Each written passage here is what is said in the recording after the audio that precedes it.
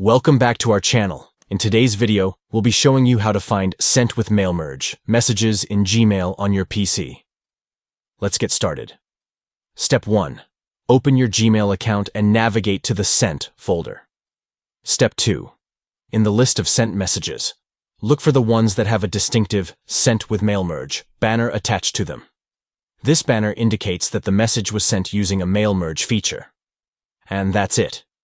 You've successfully found the Sent with Mail Merge messages in Gmail on your PC. This feature is particularly useful when you want to track and identify emails that were sent using a mail merge tool. By using mail merge, you can personalize and send bulk emails to multiple recipients while still maintaining a professional touch.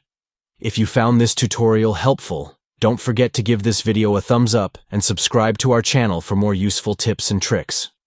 Thanks for watching, and we'll see you in the next video.